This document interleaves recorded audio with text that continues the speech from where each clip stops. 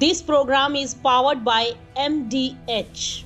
This program is co-powered by IFCO. सहकार से समृद्धि।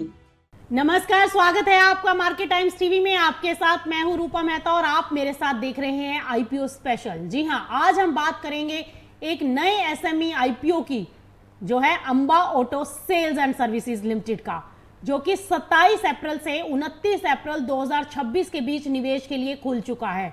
चलिए इस आईपीओ को विस्तार से समझने की कोशिश करते हैं ताकि आप सही निवेश का निर्णय ले सकें। करीब 65 करोड़ का ये आईपीओ लेकर आई है अंबा ऑटो सेल्स सर्विसेज और इसका प्राइस बैंड रखा गया है 130 रुपए से लेकर 135 रुपए प्रति शेयर। और ये एक एसएमई आईपीओ है जो national stock exchange of India के एसएमई प्लेटफॉर्म एनएसई अमर्स पर लिस्ट होगा।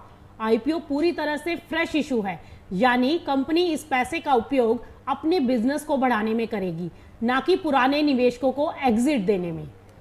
वहीं अगर इन्वेस्टमेंट की बात करें तो इस आईपीओ का लॉट साइज 1000 शेयर रखा गया है और इस हिसाब से एक निवेशक को मिनिमम करीब 1,35,000 का निवेश करना होगा।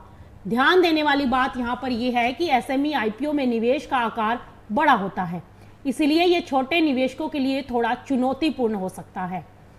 वहीं कंपनी के प्रोफाइल की अगर बात की जाए तो Amba auto sales and services एक डाइवर्सिफाइड डीलरशिप और रिटेल बिजनेस चलाती है।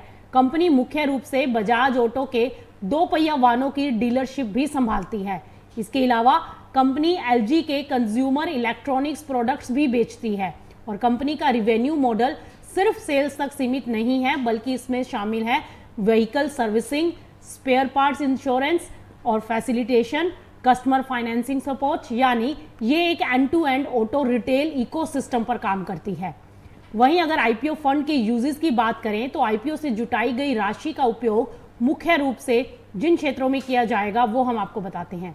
सबसे पहले नए शोरूम्स पर और सर्विस सेंटर खोलने पर इस मनी का प्रयोग किया जाएगा।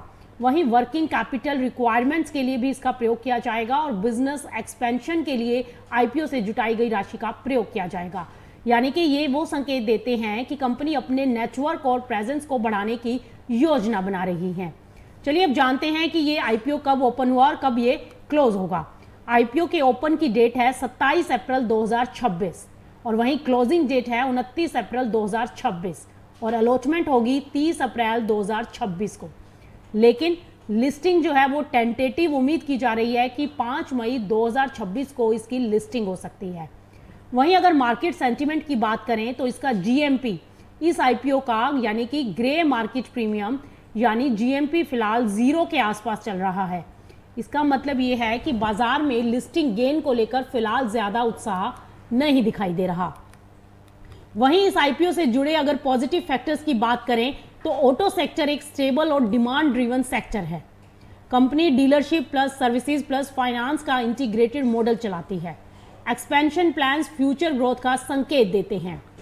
वहीं अगर रिस्क की बात करें तो एसएमई आईपीओ होने के कारण इसमें लिक्विडिटी कम रहती है और इसका जीएमपी 0 है, यानी लिस्टिंग गेन अनसर्टेन।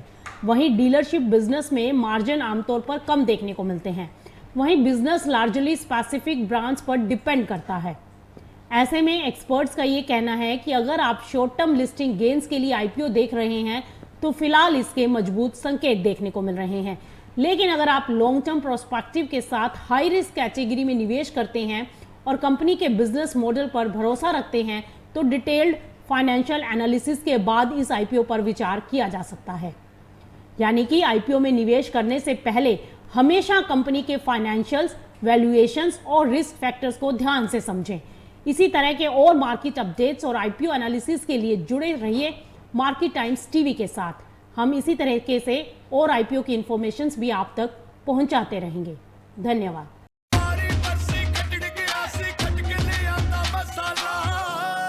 केड़ा मसाला ओए? छोलिए दा या लोबिए दा? पंजाबी छोले दा या पिंडी चने दा?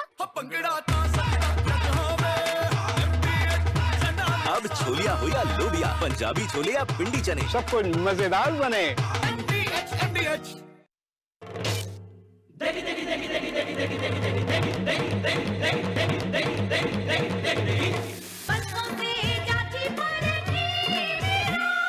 MDH की देगी मिर्च।